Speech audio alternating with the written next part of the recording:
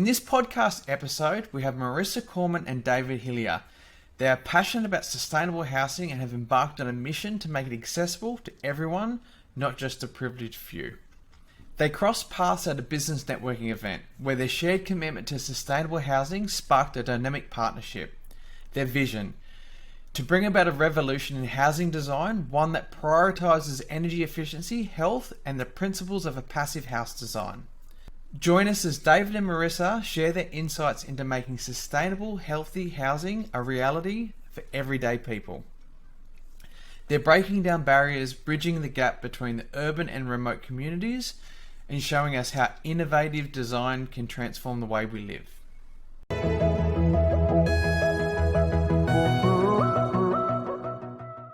Hey guys, Mike Hayden here, and today on the podcast we have David and Marisa. So guys, tell us a bit about yourselves and a bit about company. Would you like to go, David? Okay, so hi, I'm Dave, and we met here at an event in Sawtell on the coast at one of these business networking events, and we were talking about sustainable housing and the idea that we need to make it more affordable for everybody. So what I mean by sustainable housing, I mean energy efficient, healthy, effectively passive house design. So as opposed to passive solar design where, we need like lots of elements in the building that control and regulate the temperature, passive house design goes to the extent of using air tightness, ventilation, heat recovery ventilation, removing thermal bridges and proper passive house design to achieve up to 90% reduction in heating and cooling loads. And what that means is in projects where we're working in remote regional Australia, off-grid properties can last a lot longer in monsoonal seasons, for example, without drawing on diesel generators as much. You can have a much better use of battery. And huge savings, right? Yeah, no, definitely. So tell us, so what does off-grid mean to you guys? I suppose coming from a design point of view, most people we had in the podcast either live off-grid or in the off-grid industry. So tell us about what does it mean to you guys? Off-grid means that you're I feel like I'm stating the obvious a little bit, that you're not using electricity from the grid. You're not using any of the normal town services, for want of a better way of putting it. So your tank water, like your own septic system and your own supply of energy, solar energy normally. But you're not connected to any of these services that the government provides, that you're supplying all of that for yourself. You're self-sufficient apart from that. No, it's actually a very controversial term on the Facebook forums and groups, and the people off-grid and they really off-grid. And it's interesting for me, like, we call our business the off-grid shop because so many people call us and want to go off-grid. And, years ago, if you would have talked about going off-grid, I said, yep, get rid of the grid. It's a bad thing. Don't get involved in it. And I was really educated and changed my opinion of how we can actually use the grid as a community. And, like from my place as an example, I feed in summer about 20 kilowatt hours back to the grid, flat out all day, every day. So what that basically means is that, the next 8 to 10 houses in my street are running on solar, whether they like it or not. So that for me really changed my opinion about going off grid, and being self-sufficient is what I'm all about in an urban environment, and using the excess solar. Because off-grid, if you're off-grid completely, you're not connected mains, your solar panels actually turn off and you get no benefit from it. So it's either use it or lose it off-grid. And I thought, well, the grid's just there. I'm going to use it. And my neighbours up the street are going to be on solar whether they like it or not. So that's why I stay connected to the grid. So it is a very controversial topic, especially with American podcasts and Facebook groups. And there's a very, I've never been to America, but they seem to not like their government or working with society or community. So it's an interesting topic. So tell us about, sorry, what was that? Interesting Very topic. interesting. Yeah. Yeah, no, it is. It definitely is. It definitely is. So, so tell us a bit more about your business. So our business is our mission, or our vision is to make passive houses, or energy efficient, sustainable, healthy houses available to everyday people. And we are constantly looking at different ways to do that. At the moment, these kind of houses are normally only built by somebody who can afford an architect or a building designer with bespoke designs. And that's not the majority of the population, but we believe that everybody should have these kind of houses that far outperform the traditional builds that most people have built for them. And so we're on a mission to make that happen in both in urban environments and in very remote communities throughout Australia. Yeah. So before we were talking about, you guys have looked at a couple of off-grid properties before. Tell us a bit about those situations and what happened and the reason that they didn't end up going off-grid. The reason that they didn't end up going off-grid, this is from experiences of mine prior to starting this company, and with involved in traditional builds. And the reason they didn't go off-grid essentially was because to the amount of energy required to run a standard, if you like, family home of, let's say, 4 bedrooms, 2 bathrooms, that sort of thing, or maybe a bit bigger, was that you need quite a lot of solar panels. And these were semi-urban sort of situations, so they have large block but not a big country property, and they just simply didn't have the room to be able to set up enough solar panels that they'd be able to efficiently run the house. Yeah, it's definitely a big challenge. I know for me, the first time I went to take my house off-grid in the middle of Sydney, and that's all I kept getting told, that you can't do it. And no one told me the reason why. And I spent years getting quotes and wanting to do it, and everyone just said, you can't. And then, yeah, I just realized one day a guy said to me, you just use too much energy. You just don't have the roof space to produce enough energy. And that's why I'm on a mission to make my house energy efficient. And it was a retrofit. The house was already there. And as you know, from designing and building retrofits can be very expensive to retrofit to make energy efficient. Mm-hmm. So we went down that path and made the house really energy efficient. And we ended up going off grid with a 3 kilowatt solar system at the end of the day and 12 kilowatt hours battery storage. So it was actually a really little system in the scheme of things. And if I had my time again, I would definitely put a bigger system up, more solar panels, and done it that way. And one of the biggest challenges we had that house, we were lucky in winter, we had a fireplace to heat it. And in summer, we had an abundance of solar, so we could easily use the aircon and get away with that there. So tell us more about so what is someone listening at home that doesn't really understand that passive house or a passive house designer? Tell us more about that passive house process. Okay. Do you want to take that one? The process is you engage a passive house designer at the early stage rather than at the end of your design cycle, so that you can understand the energy loads and demand of the design that you want prior to going into detailed design. So the passive house designer has been trained with an energy model that is a big spreadsheet, multiple inputs into the spreadsheet, which go down to the very, very detail of the building's windows, shading, the area, the number of occupants, its climate region, all the appliances that are used in the building. All of this is inputted into the energy model, and it outputs the amount of energy that is needed on a daily basis to keep its temperature between 20 and 25 degrees. And it has a requirement that it uses less than 15 kilowatts per meter squared per annum, right? So I built a certified passive house in Sydney of my own. The model told us it would use about 8.8 kilowatts per meter squared per annum. And what that actually means in reality is you only need 4 solar panels on the house and a battery, and you will run it pretty much off grid. Yep. Awesome. So how long ago did you build that house?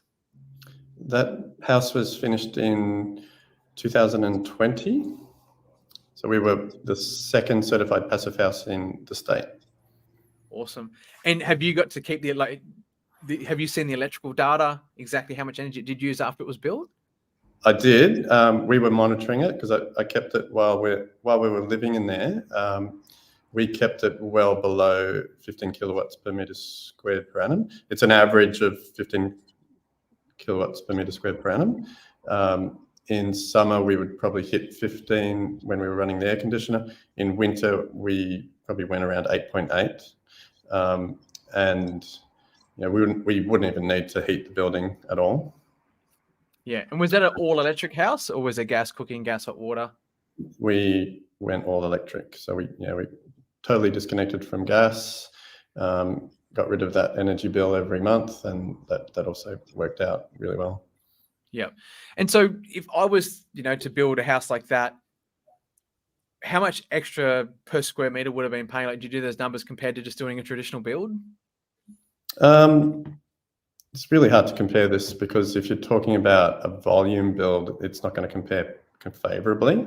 If you're talking about an architectural build, we would be we actually told our architect at the time it has to come in at less than the neighbour's architectural house, which it did.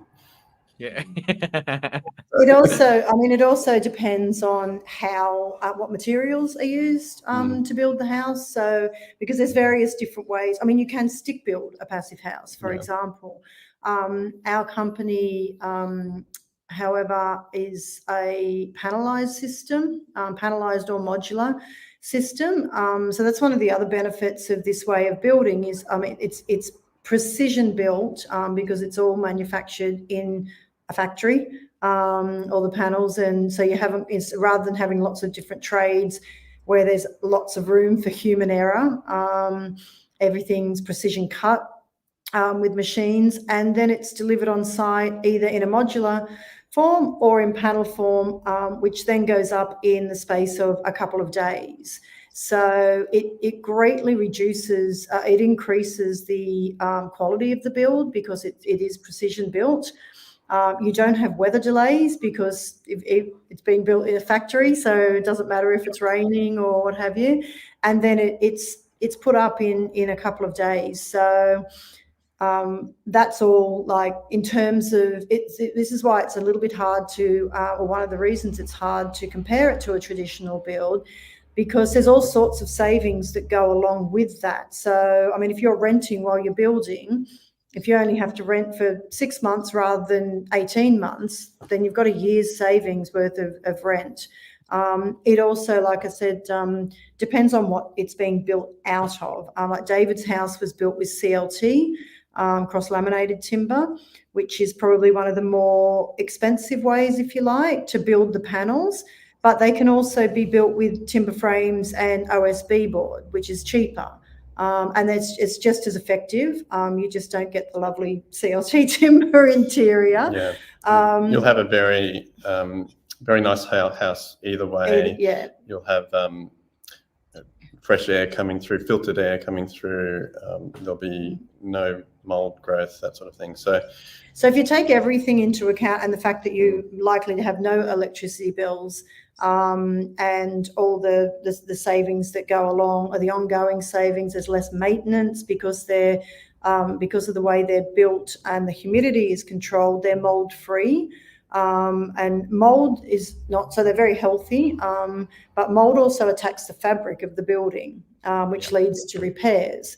The fact that it's precision built leads to less repairs because it's very, like, in square and that sort of thing, and doesn't move as much. So if you take all of these into account, it's kind of hard to say whether it would over time be less than a traditional build or around the same, but the price gap is coming down all the time, and that's one of the things that we are addressing in a few different ways. And we're working towards having a I guess, a mega factory, smaller factories at first, and then a very large factory.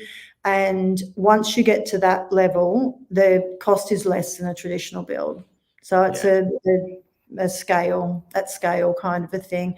In saying that, though, it's not, while it's a bit more expensive than a traditional build, it's not like double the cost of a traditional build or anything like that. And like we're saying, the cost savings that you get from this way of building pretty much would make up for any initial cost gap that there is, and a lot less stressful as well. So I can expand a little bit. Like the passive house designers are told that you can get it at the same cost as a traditional build, up to 15% more. The variances will be climate dependent, house dependent, occupant dependent. Really comes down to the design.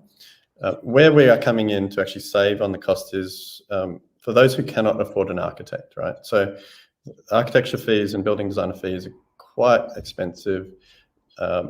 What we've realized, though, is architects and building designers have a back catalogue of plans that we can actually create available to everyday people. So if you've got a plan already as an architect or a building designer, you want to monetize that and create a recurring revenue stream, get in touch with us. We'll be able to put it on our marketplace, and other people can start to look at it and say, yeah, that one actually suits my lot. And secondly, those designs have to be designed for offsite construction already. And if they're designed for passive house, even better, because then we don't have to do any extra work, right? So that's the first cost saving. The second cost saving is in when we start to think about, as Marisa already said, that when we get to large scale and to do mega factories and wholesale prices become cheaper, everyone benefits, even those who are at the bottom of the market and those at the top of the market, right? Third thing, the National Construction Code is actually gone up, and at the last year, NCC 2022 was introduced. From 1st of October, every home in New South Wales at least has to reach the 7-star BASIX level. So the price gap is actually decreasing, because 7-star means that homes will now start to have double glazing by standard. Their wraps beefed up insulation, their wraps will be better, but still there's a big gap between what 7-star produces and what passive house produces. Not big cost gap, but big benefit gap. Absolutely. Yeah. I'll tell you a story, and I think you guys could really help out. And you know, so, and the reason someone would probably engage a passive house designer in a project, and you know, me thinking I know everything, when I did my house, not that I wouldn't have engaged the passive house designer from the house. When we did the build, we did double glazing windows and magnesium oxide board insulation. I had all this stuff done. Talked to the builder about all the insulation, and I'll tell you the problem that happened. And if you guys can help explain to the listeners at home of how a passive designer would have helped this problem being fixed. And I remember one day coming home, and double glazing windows is in, and there's like 100 mil gap between the window and the stud, and they didn't put any wrap in between it. I said to the builder, mate, why can I see sunlight through that there? He goes, I'm going to tape it up and fix it up later on, blah, blah, blah. I said, you make sure you tape that up. Like, it shouldn't have been that wide anyway in the gap and the big air through there. He's like, yeah, mate, we'll sort it out. So anyway, months go by, and, I got home the next time I saw that, and there was, architraves on the window. Months go by. Later on, I come home and I open my front door, and this is literally the sliding doors out the back. I see sunlight straight through the architrave. And I called him and said, you didn't tape that window, did you? He said, what are you talking about? I said, mate, I can see sunlight through the architraves. He's like, no. I said, yeah, I can. I sent him a photo, and he's like, oh. And he doesn't want to come back and fix it, basically. So for me now, every winter I get the heat gun out and, the thermal imaging camera, and I can just see the cold air coming through. So I've spent all this money on double glazing and making this house amazing, and they've left a 100 mil air gap next to the window. So if I had a passive house designer engaged in my build, how would that have helped and stopped that from happening? Well, the window, again, going back to it being precision built in a factory. So the windows are installed in the panels prior to delivery, and it's all precision cut in a factory. So you're not having that. You're taking away that possibility of human error and things not being quite square building on site, and then you put the window in, and because it's more likely that it's the window frame that's out than that the window's crooked. And so you're getting rid of that sort of possibility. And then the whole building envelope is wrapped in an airtight wrap. And so the third level of quality check is tape, the tapes as well. And then the third level of quality check is there's a blower door test at the end of the whole lockup stage, which will identifies tell you if those leaks. And you can say, I don't accept this. This is no good. It needs to be below 0.6 if you want a passive house. Now, with the new National Construction Code, if you build a house more airtight than 5 air changes an hour, the builder will actually try to make it more leaky deliberately, because otherwise they're forced to put in a ventilation system. Yeah. So you're stuck in this two mindsets of it has to be leaky because it needs to be ventilated, and he'll probably come back to you and say it has to be leaky in that case, right? Because you didn't ask for a passive house. And so there's also too with the windows and doors and everywhere, they're all thermally broken. So any thermal bridge, which a thermal bridge is any point in the house where that transfers heat and cold easily,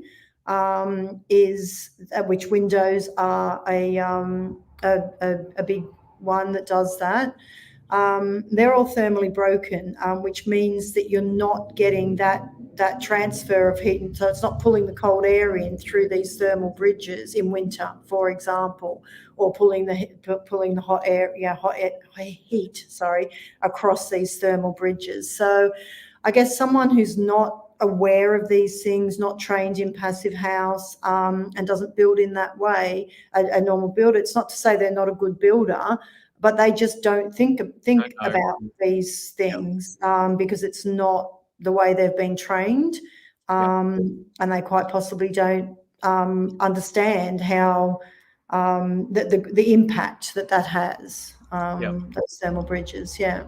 It's one thing I always tell people: the best money you can spend is the design of your house and making it energy efficient. And I think there's a real big disconnect from the designers, when I say a traditional designer, through to the end user, because, for me, I suppose, I'm in a unique situation. I'm involved in nearly every project we've ever done.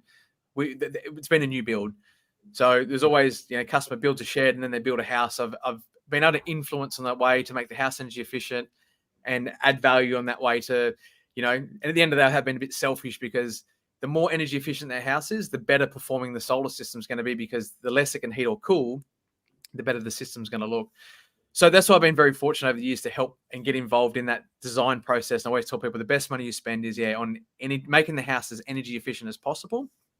And the disconnect that when most house designers, though, in a traditional build, or developers, they're just building to make the house as cheap as possible, and they have no concern about the ongoing running costs of the building. And I think a lot more. Yeah. So how do you think in the industry we could change that? And I know a builder a designer showed me once on that 7-star efficiency in the BASIC of how to cheat it and to make the house tick the boxes. So can you tell us a bit more about that?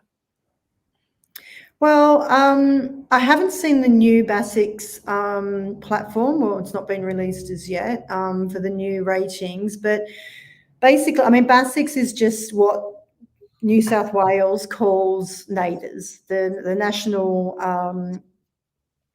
standard is NAITHRS, and BASIC's is based off of that. But basically, it's a platform that you go in, you put all the different sort of parameters in pertaining to the house. Like you have to detail all of the windows, what size they are, what direction they face, what sort of glass they are, like whether single glazed, triple glazed, what have you, any shading that they have.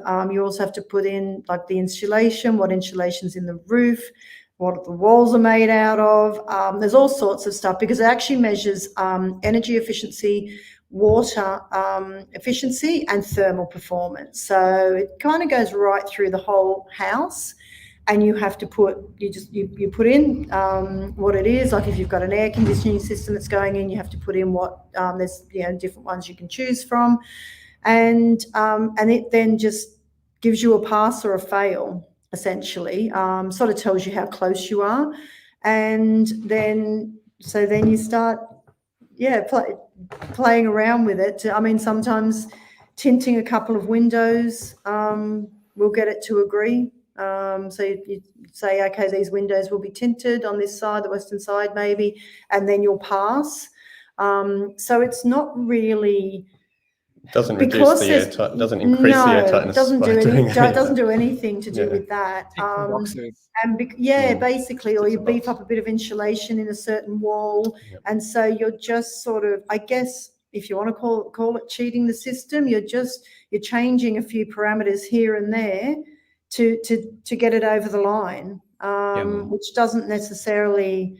it absolutely doesn't make it any more energy efficient or any more airtight. Decrease in energy use, right? Yeah. So I can do my house, make it a 7-star house, but then when it's built, is there anything that's tested the house to say that it meets those 7-star standards? No, the BASIC serves to do that. So you have to get a BASIC certificate in New South Wales, and then that is lodged with your development application.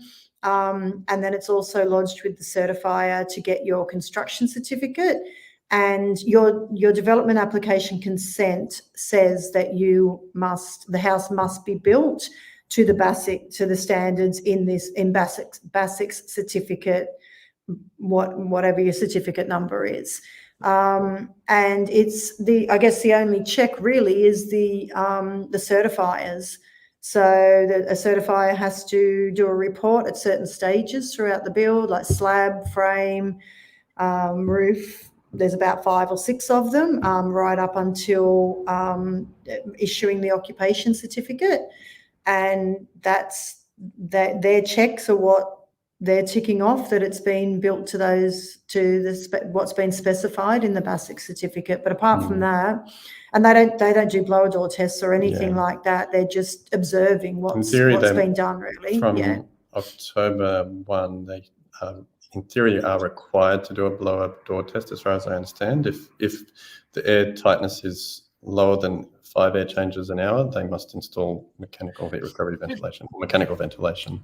But so I don't know that that's like from October. I don't know that people will be set up to do that. No one's going to be doing that. No one's going to be doing that. No. So really, they're built on a computer, really, and no one's really tested to see what that 7-star means from an energy efficient point of view. So, it's all based on a system that the CSIRO has developed, but it doesn't take into... Well, it does take into account a little bit your climate region, but not very much. And so it's not really... And it doesn't take into account anything like humidity, number of occupants, or anything like that. Well, not really your appliances either. It does ask if you are using gas hot water or a gas stove, I think, from memory. Haven't done one for a while. But our way of building far surpasses this 7-star. So it's kind of like future-proofing your house as well, because this 7-star that they've upped it to won't be the end of this. Like, they will keep on upping this because they've got certain energy net zero by 2050. They have to all be net zero, and by 2030 they have to prove that, and this is a commitment that the Australian government has made to an international energy council, by the end of 2030, which is not very far away. They have to be able to demonstrate that they're on track to be net zero by 2050. Yeah.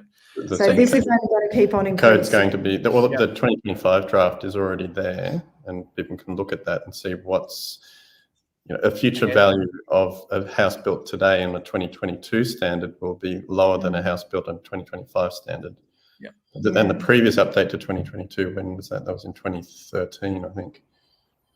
How many pages is the energy modelling Excel for passive house? Yeah, it goes into very 15 pages, let's say. It's 15 very densely packed pages. Yeah. And so if you put the basics, because it's sort of like all pretty screens and stuff, but if you put that on an Excel spreadsheet, I would say that it would probably fit on 2 pages max.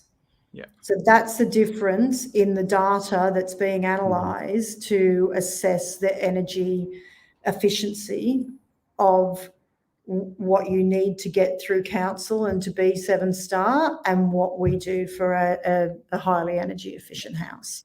So if I'm someone at home building a brand new house, what's the benefits to me? And, what's the value of getting a house certified as a passive house? Like what's that going to value to me building a house? To have it certified, what it designed? Have a designer involved, or what?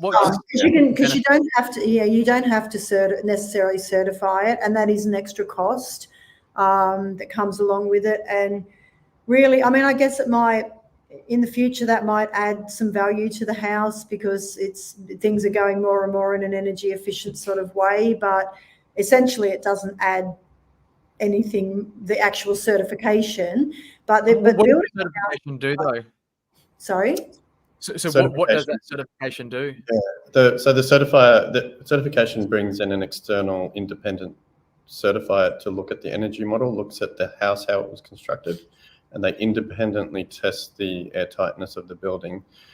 So they will go around and check everything that's in the design and against the energy model, and they will give it a pass, or they'll tell it, you need to go and fix this air leak over here. It's an extra level of checks and certification. But in terms of the benefits to someone building a house like this, the big one, one big one, is a 90% reduction in heating and cooling loads, meaning that with solar panels and the battery, you're likely to have no electricity bills. I mean, that's obviously not guaranteed. Different regions have different weather and that sort of thing. But we can confidently say that you'll have a lot smaller energy bills. That's for much sure. Lower heating and cooling load. So the energy use of your fridge will be the same if you have a really bad fridge, but I mean, you won't have to necessarily run a heater at all in most climate regions in Australia. And then they're very they're very healthy. The air is filtered air, fresh filtered air that's exchanged out every couple of hours with the mechanical heat recovery system. That doesn't mean that you can't open your windows. A lot of people have that misconception. It's not what it means at all. And they're very comfortable temperature. So they hopefully, or try, the aim is to design them so they maintain a temperature of around 20 to 25 degrees. Internally, again, the climate region can have an effect on that. But hence why you're probably not going to need heating or cooling, depending on what climate region you're in. They're very quiet. So they're very well noise insulated as well, which is great in urban areas for traffic and that sort of thing, but also in urban areas as well for, your neighbours are often only 1.5 meters away from you. And I hear people comment all the time in new estates that are full of volume build houses that they can literally hear all the conversations of their neighbours and people walking through and that sort of thing. So, and they're mold free. So again, very healthy, and they last a lot longer. They stay standing up and in good condition a lot longer than a build that hasn't had all these considerations inbuilt into it. Yeah, it's funny. We've made it a habit that when the kids are outside playing, to open the windows so if something happens we can hear them. Yeah. Because that's one of the downsides of the passive house. If the windows are shut, I've had my son screaming outside before, and I've walked out the front. I'm like, wow, what's going on? So yeah, we make it a habit now. The windows. We open the window and we can hear them. You can have or have a bell attached to some sort of remote. I don't know. You can have you could baby actually monitor.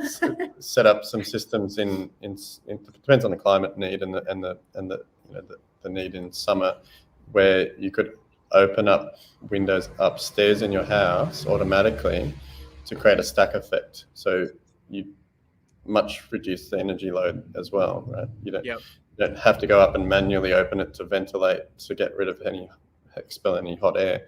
Yeah. I mean, already the design is very energy efficient that you wouldn't need to do it to run an air conditioner very long. But you know, if the outside temperature is cooler than the inside temperature, just open a window, get rid of all the hot air, close it now, and then your air conditioner will be much cooler, much more energy efficient. Yeah, I've made this mistake before, and I've had customers come to my place and see my place, experience my place, see my solar system, and go out and buy a system from me, and they've got this donger put in the middle of a paddock with 3mm thick glass, and their batteries are always flat, and the aircon's always running. They're like, Mike, we copied what you did. And I was like, no, you didn't copy it. You copied my solar system. That's all. Exactly. And there's people think, and it's I can really see when I see those mistakes happen with my customers. It's like, it really pays off for us at home. Like on the really hot extreme days, we mainly run the aircon for a dehumidifier, and we run it as a dehumidifier. And in summer, we might run the aircon from 6 or 7 o'clock, and then we turn it off. We don't really need to run it much longer, but of a day, we run it all day more to remove humidity from the house. Our house, there's a lot of things that went wrong, and I've had my time again. I would do again. And it's one of those things as well.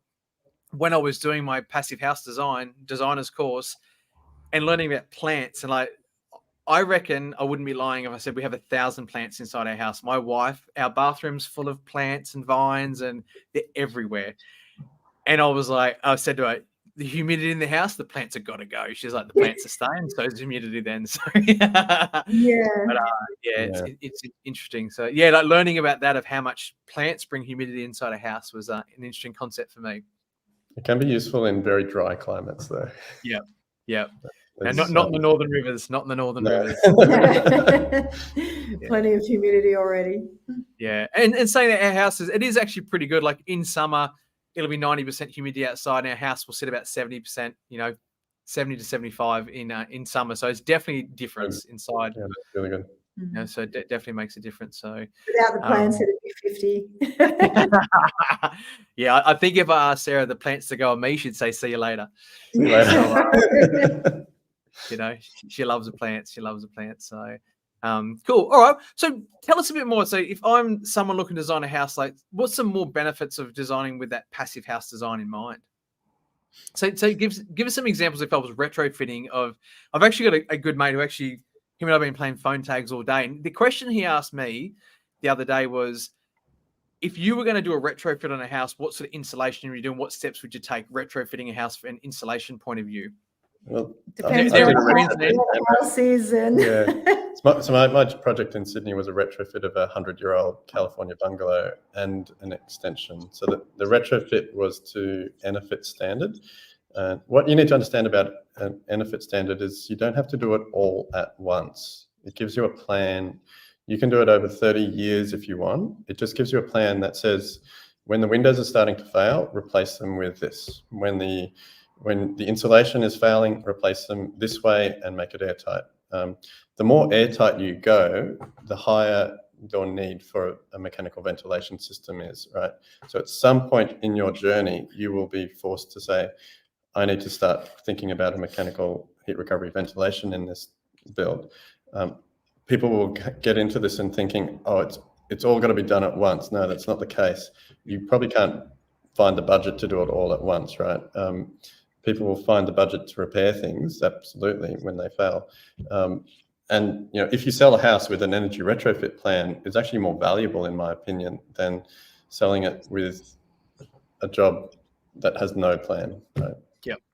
No, totally. So if I was stripping all the gyprock off the walls and we just had studs and the exterior of the house, what would you recommend for someone in Brisbane doing this retrofit? What sort of insulation or steps to take to a basic house, like a Queenslander, elevated off the ground? Yep. That's exactly what it is.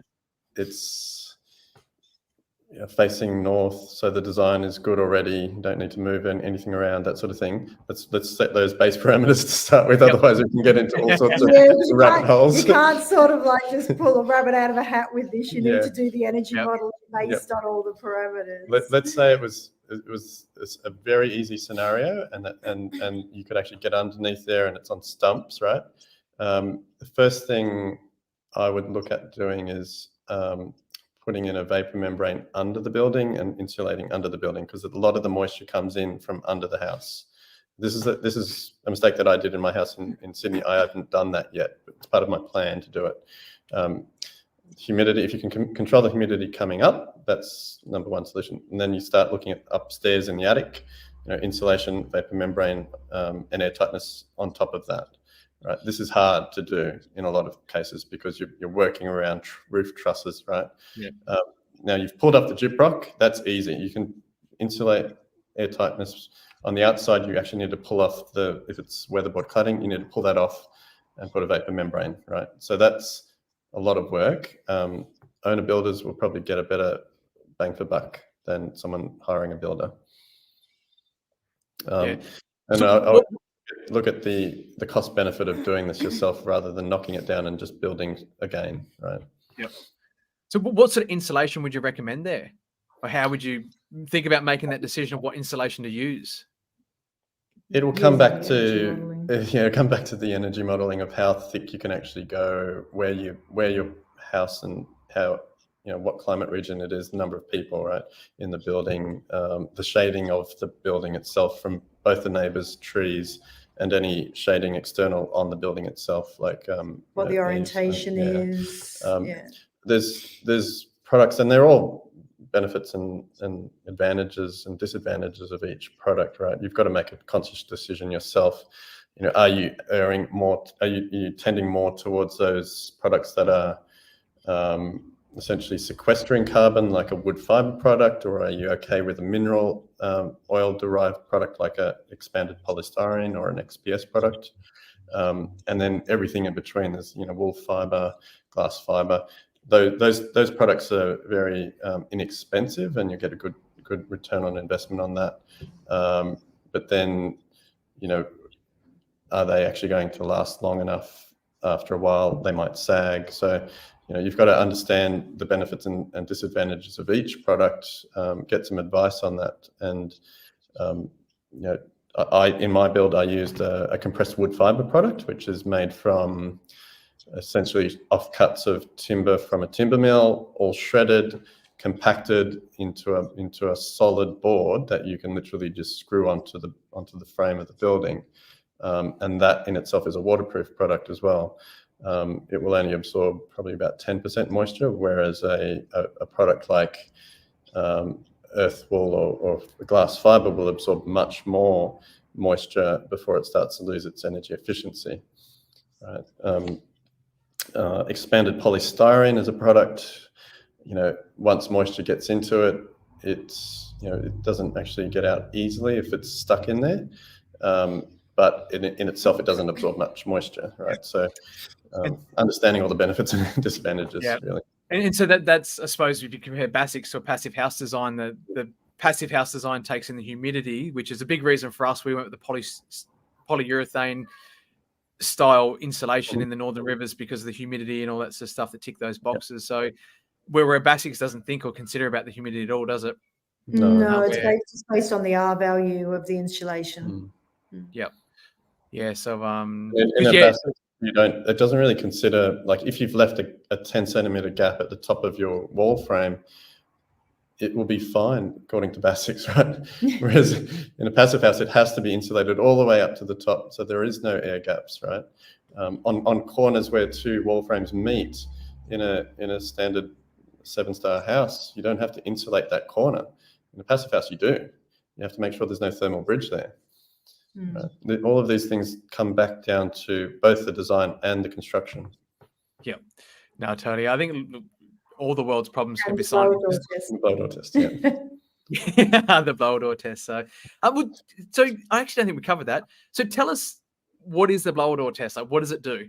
How does it work? And over to you, David. Okay, so a blower door test takes a bit of time. Like, you engage an external contractor in. What he does is he sets up a big temporary door which has two big fans in it on the main entry of your house. So if it's the front door, you'll attach it to the front door. The door will be open, and this blower door, which is typically a red plastic sheet with two massive fans in it, is attached to that. And it takes it takes a reading of the air tightness of the building.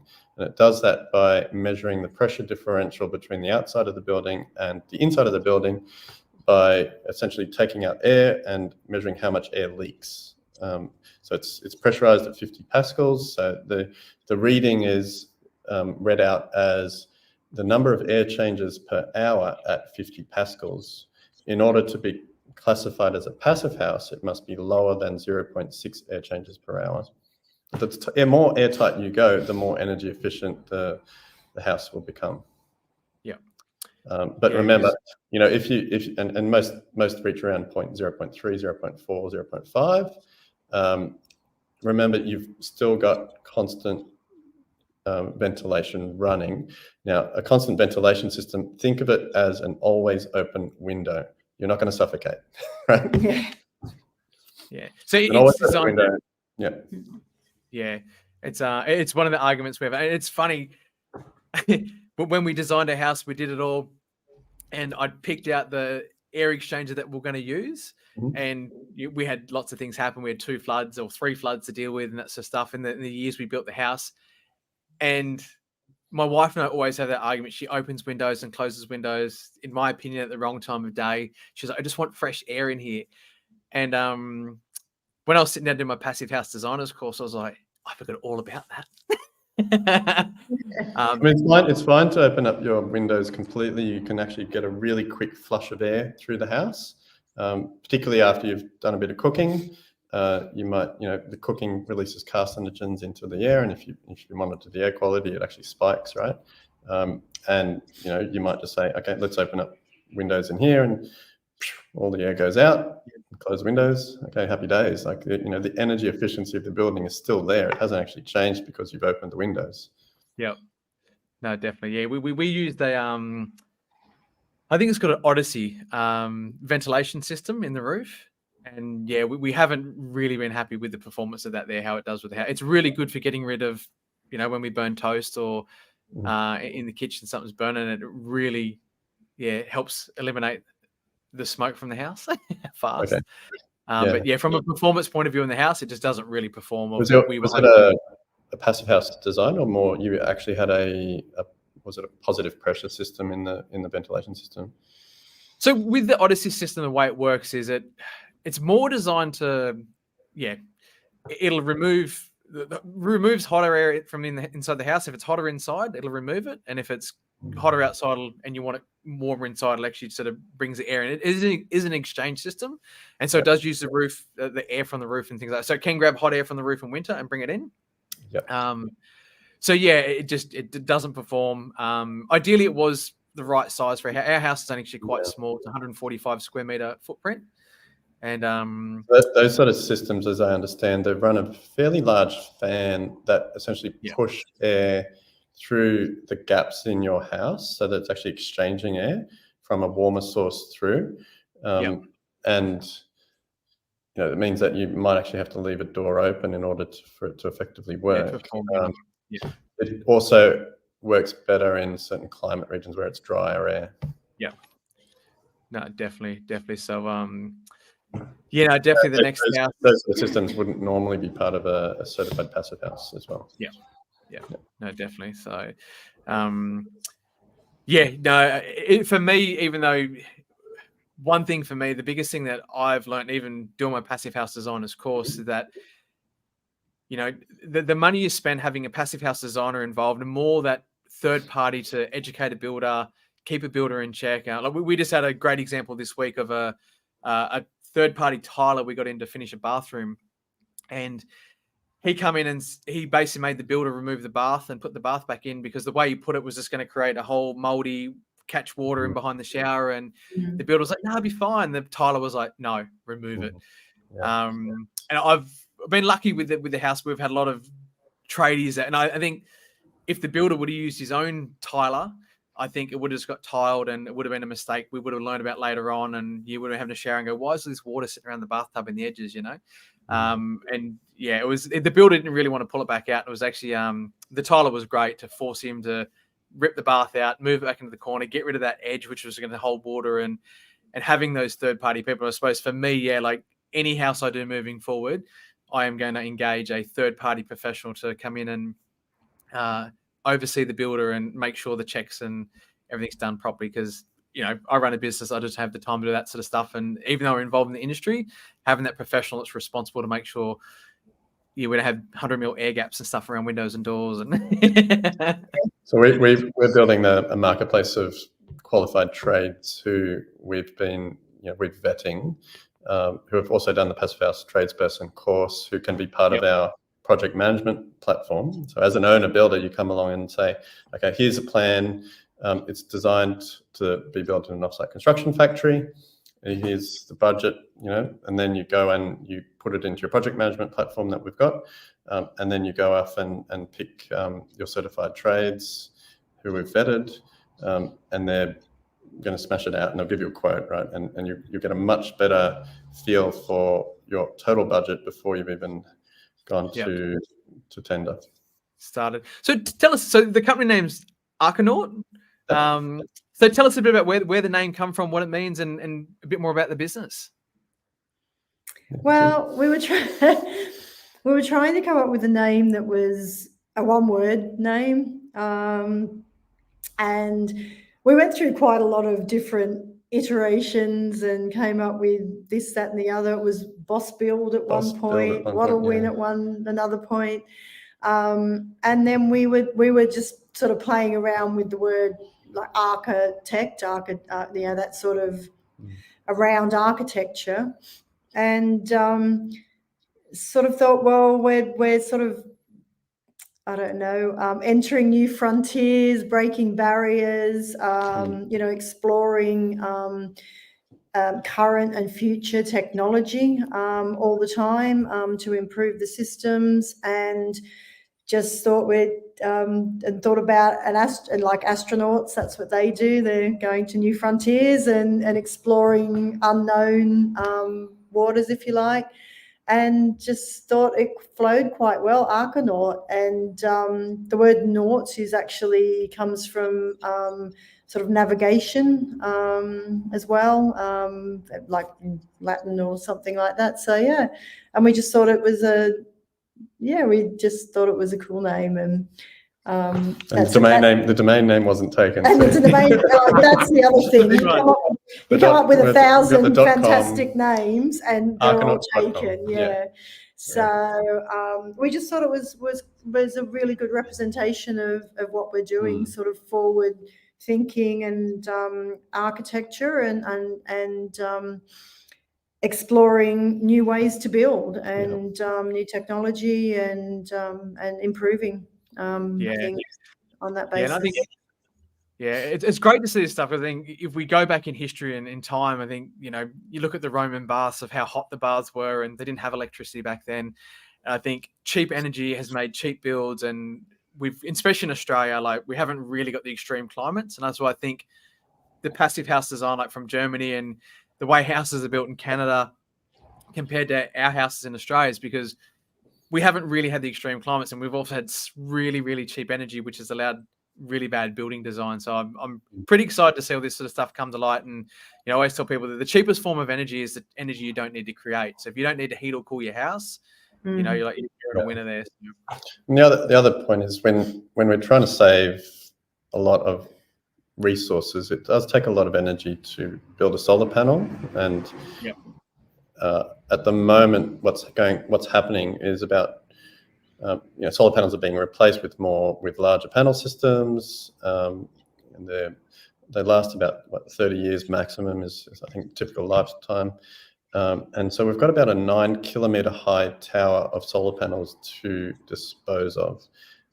There is recycling, but it's not really at that scale yet, right? So if we can reduce our resources and all our, in terms of getting more efficient buildings, we can make a massive dent into our resource recovery problems. Totally. And we're focused a lot at the moment is building communities. And it's a lot with the community. What we're working on is, it's the same thing as having a shared solar system. And I was just at a property last week that we're talking about a project, and we were involved in designing a little bit of the energy network of it.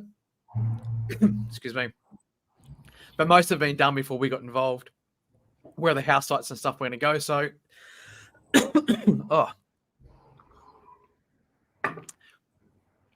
yeah, so a lot of the design was already done, and everyone has their own diesel generator.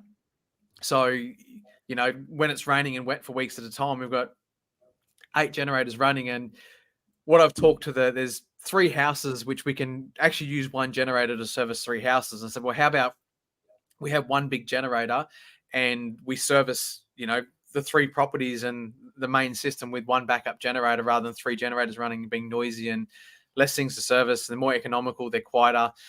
And so it's just a way of sharing resources. And if people can get together and there's a really cool property in New Zealand. I think it's called the Block Party. It's just a new property that's been done. And I'll find the link and I'll send it through to you guys. And what they've actually done, they've built this house on quite a small block. It's pretty much, you get your own bedrooms, but there's a shared lounge room, shared spaces. And there's like 6 families that live in this property together. And they're using the resources, and without sharing, they all wouldn't have got the quality of house, and everyone gets to see the view from the one living area and the commons area and things like that. So yeah, I think it's a big thing. And even cars, you know, like you think about how many cars people have to sit around all day and do nothing, where if you lived as a part of a community and there's one electric car that everyone shared and could do things with, like, we'd save more resources by being more useful with the resource that we have. Absolutely. Yeah, if anyone's in the Coffs Harbour region, you can come and borrow my car. It's on Uber Car Share. Sorry, shameless plug there. Is it electric? It's electric, yeah. It's a Polestar too. Yeah, cool. Awesome. Not borrowing my car. Not borrowing Marisa's car. It's not electric either. Not electric either. Very exciting, very exciting. Cool. No, totally. So, okay, well, I'll ask you one more question. We'll end it there. So if you can tell me, if there's one bit of advice for people at home thinking about to do this, what would it be? What decision to do? If I'm thinking about building a brand new house, where would I start if I'm looking to buy a passive house, looking to build a passive house? Get in contact with us. That's good. That's good. Plug, shameless plug again. Yeah. So when's, it's probably, if I'm looking to build a passive house, when is the best time to engage a passive house designer? Right from the very beginning. Yeah, at the start of the project. Yep. It's been like, especially with the if it's to be factory built, it can then be optimized to panel size and because panels have a certain maximum size. I mean, they can be bigger, but we're generally designed so that they can be transported on normal transportation, like without the need for long load, wide load, and all that sort of thing.